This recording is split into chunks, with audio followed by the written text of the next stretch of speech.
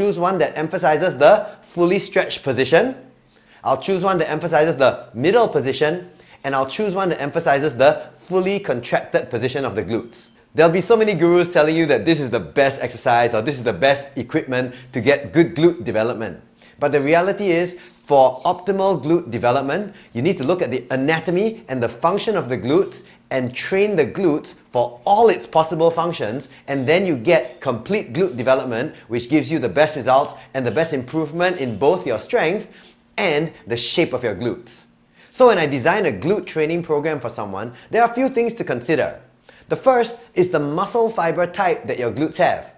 The fast twitch muscles tend to respond to higher speeds, lower reps, and higher weights. The slower twitch muscle fibers will respond to moderate weights and moderate reps, done for a slightly longer period of time per set.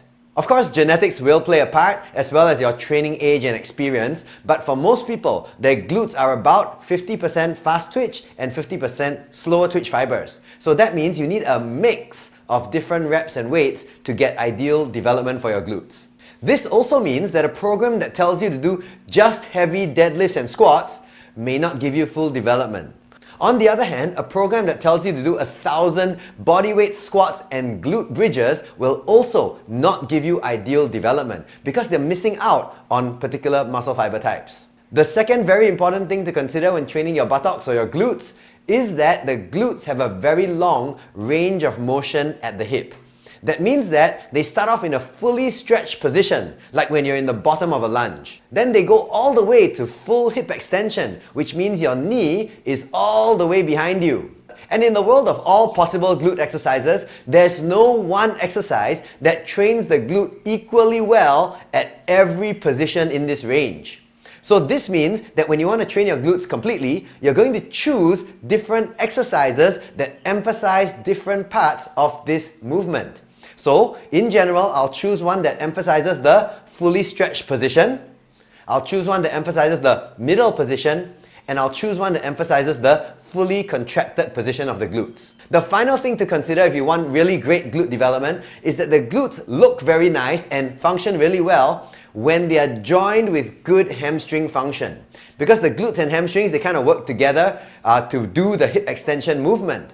And from a visual perspective, what makes nice glutes look nice is actually the smooth transition between the buttock and the back of the leg. There's no point having really perfect glutes, but the hamstrings are so undeveloped that the glutes kind of, they sag over the hamstring.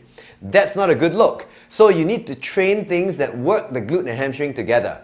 Some examples of exercises that train the glutes really well in the fully stretched position are step-ups with your upper body leaning forward, and also low bar back squats, especially when done barefoot with your feet turned slightly out. Some examples of exercises that train the middle position of the glute movement very well are many kinds of deadlifts, like Romanian deadlifts, good mornings, and 45-degree back extensions.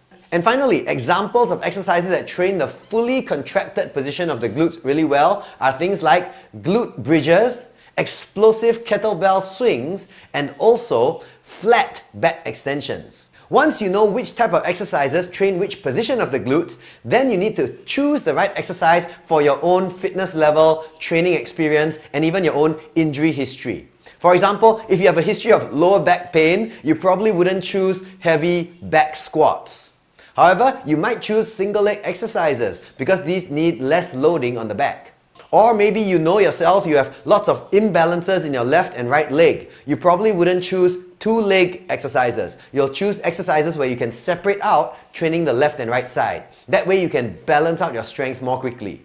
Now, of course, with all these variations and options that you've now learned, there are almost unlimited amounts of glute training programs you can do.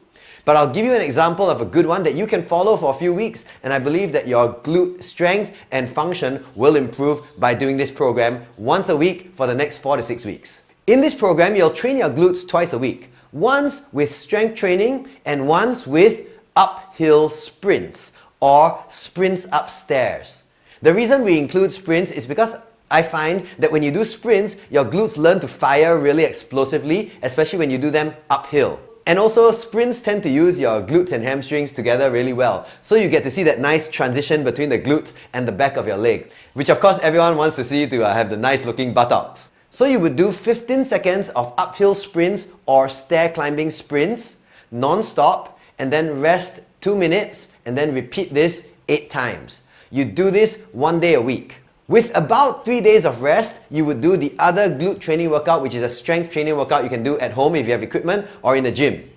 This workout has 3 exercises, 1 for each position of the glutes. And it will use 3 different types of rep ranges so that you train the different fiber types in the glutes also. The first exercise would be a step up with your upper body leaning forward. I would do this for 8 reps, control the descent, and come up fast. The key points are not to jump off your back foot, but rather pull with the front foot to use your glutes to lift your body up. Okay, so that's the first exercise. You do 8 reps per side, down under control, use your front foot to drive yourself up with your upper body leaning forward. At the top, contract your glute forcefully. With all single leg exercise, you do your weaker leg first, then your stronger leg. After exercise 1, there'll be no rest. For exercise 2, it's single leg Romanian deadlifts. You could do this with a barbell or dumbbell. I have a whole video on single leg deadlifts if you want more detail about this exercise. During the Romanian deadlift, keep your chest up, give yourself a slight double chin, and go down under control with your back flat. For this workout, you're going to go down in 3 seconds, pause in the full stretch position where you feel a stretch in your hamstrings and glutes. You're going to pause there for 3 seconds, and then you're going to come up quickly. Do 8 reps per leg. After exercise 2, you're not going to rest also. Then finally, you're going to go to a single leg hip thrust. You're going to go up, squeeze for 2 seconds, and then down. You're going to do 16 reps per leg, again, weaker leg first. The first exercise trains the fast twitch fibers, the second exercise, the medium, and the last exercise, the slower twitch fibers. Once you've completed all 3 exercises, you rest 3 minutes. This is 1 round.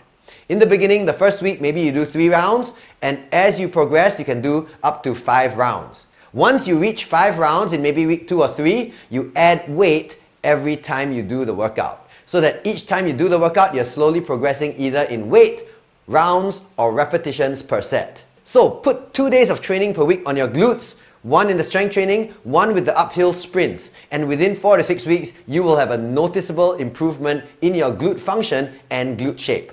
I hope you can try this glute training program. If you have any questions or comments, please place them below. And I hope you found this video useful. For more educational, science-based fitness content,